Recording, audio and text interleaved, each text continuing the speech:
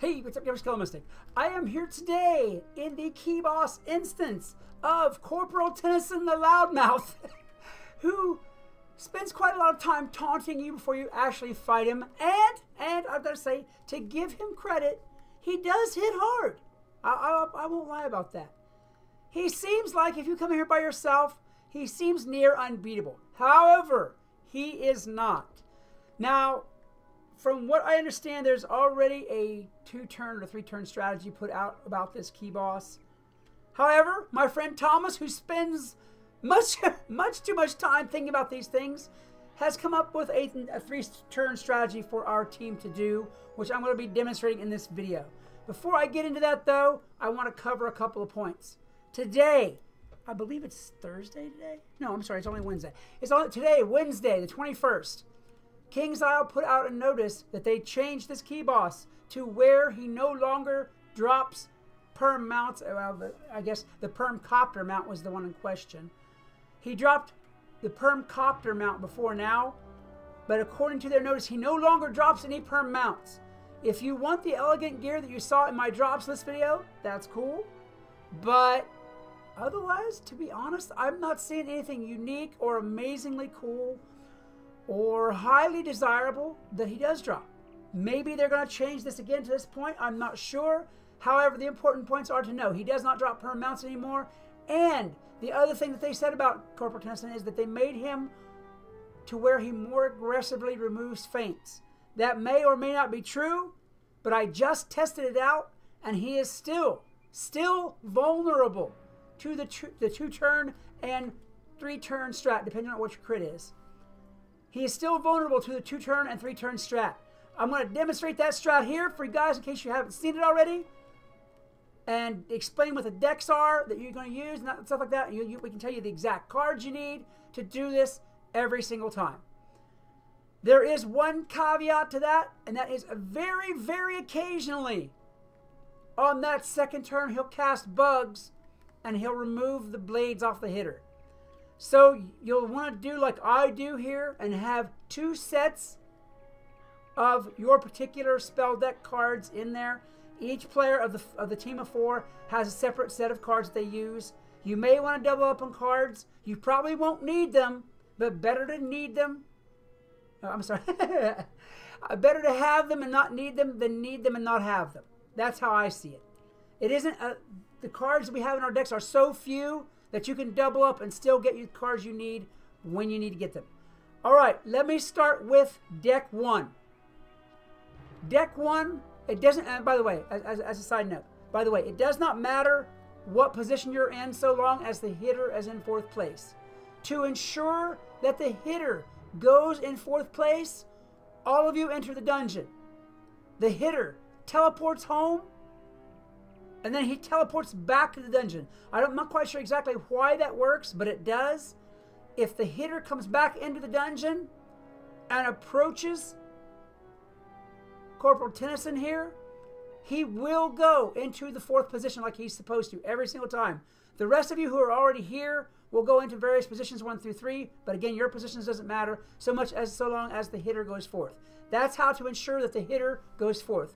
Make sure he teleports out of the dungeon once he's in here, and then he uses the dungeon recall to come back. He will go in 4th place then, and that's what you need. All right, the decks. Now, I'm just setting these up like deck 1, deck 2, deck 3, deck 4, just simply because that's how we were positioned in the dungeon. I'm going to make sure I can do this as clearly as possible. All right, in deck 1, the first person or whatever, one of your people, let's put it that way. Deck 1, they need Balanced Blade TC, a Hex TC, and a Feint TC. Those exact cards. Now, you can double up on those cards and have 2 Balanced Blade, 2 Hex, 2 Feint, in case you're worried about bugs and whatnot like that. Deck 2 will have Dark Pact, Elemental TC, and Potent Feint.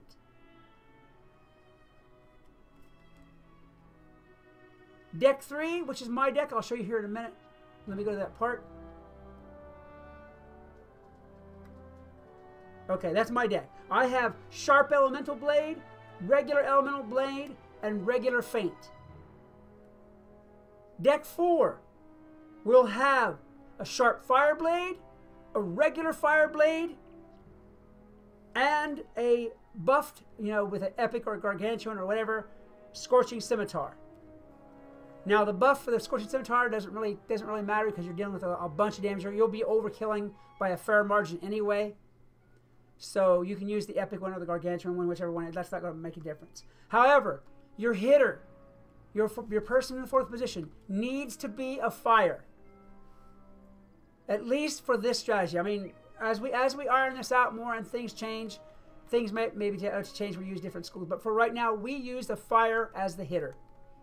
All right, let me zone over now, and we'll go through the rounds that we did, and you'll see how we did it and what order we did it, and I'll bring you to the end of the fight, and we'll talk some more then.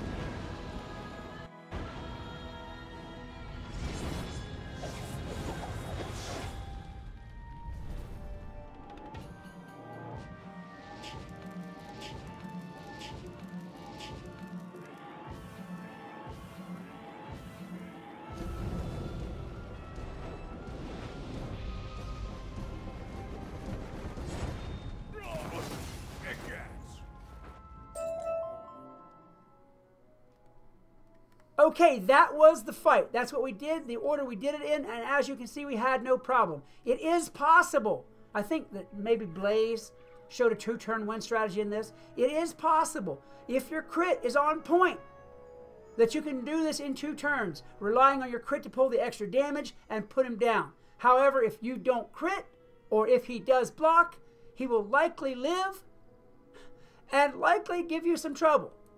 That's what your second set of cards is for, if it has to come to that. But it's just easier to go for that 3rd turn, put those couple extra cards in there, and not have to worry about it. Now, removing feints. It was not my experience that he removed our feints like KingsIsle says he will. Even after this new update, he didn't remove the feints that I tested with within 4 turns. He did it once on like the 3rd turn, but that would have already been too late.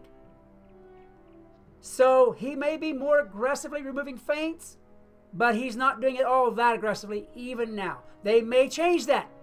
They may see these Strat videos and say, okay, well, they think it's easy, let's make it tougher. They may do that. But for now, all of this is in place. All of this is... Hey, what's up, Skelemystyk? Behind me, that big blowhard, that big windbag, well, even bigger than me, that big talk-a-lot, Corporal Tenni'syn. He, I must admit, does quite a lot of damage, but he is beatable. Not only is he beatable, he's beatable over and over.